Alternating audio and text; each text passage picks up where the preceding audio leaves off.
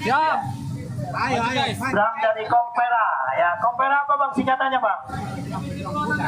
Komite Perlawanan Rakyat. Ya, silakan Bang Bram Manalo ya.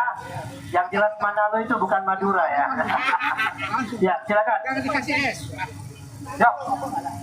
Assalamualaikum warahmatullahi wabarakatuh.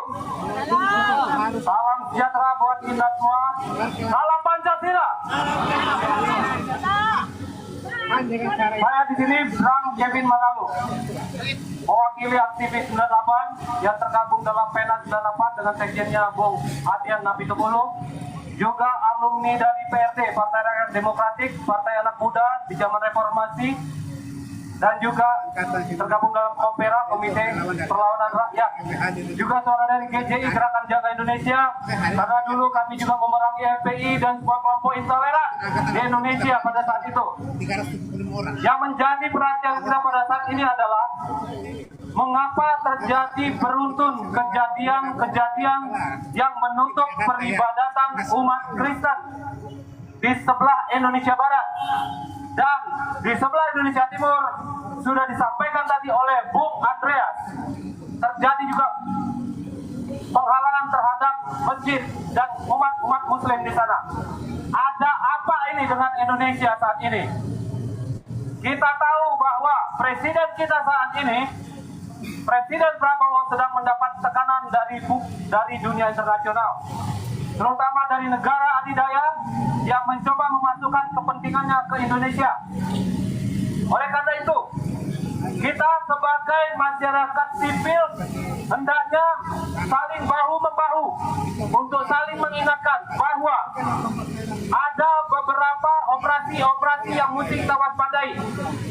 Mungkin saja kasus intoleransi yang terjadi itu adalah murni intoleransi.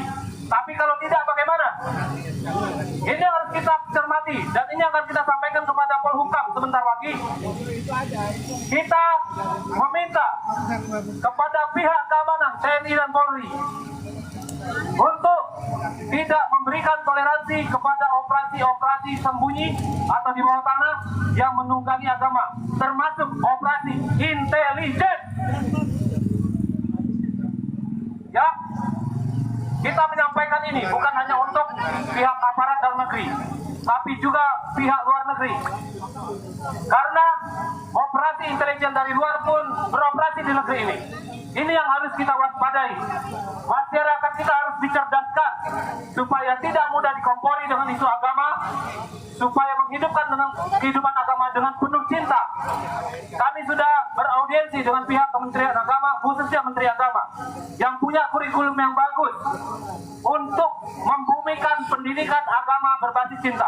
Persoalannya, kemarin baru ditangkap staf Kementerian Agama di Aceh, masuk dalam kelompok NI, Negara Islam Indonesia.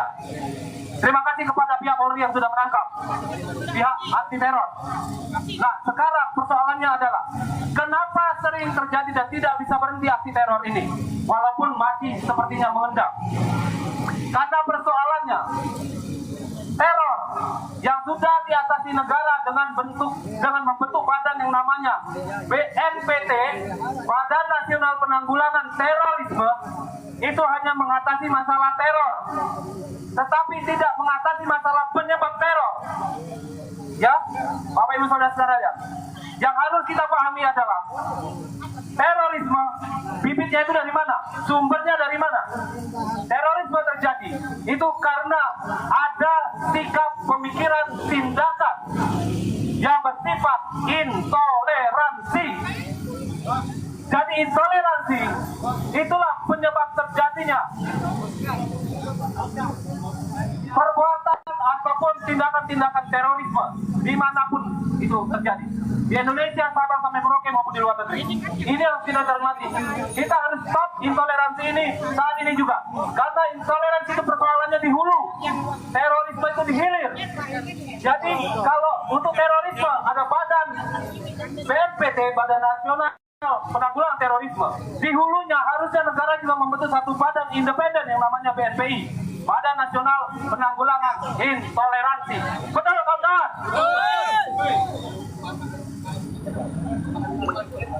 Oke. Oke, nanti kita akan mulai saudara-saudara karena sebentar lagi kita akan beraudiensi dengan pihak Polhukam untuk memastikan soal ini. Terima kasih kawan-kawan. Semangat terus, semangat. Oke teman-teman, yang audiensi mohon di sebelah kanan saya karena sudah ditunggu oleh pihak Kementerian Politik dan Keamanan di Deputi 5 di mana bagian Kamtimas dan Bahasa. Ikuti, kita akan live sampai di dalam kantor Menko Polhukam. Yang audiensi dan di diskusi. sebelah kanan Mereka di Pandu, ada Gus Soleh, ada Pak Koe,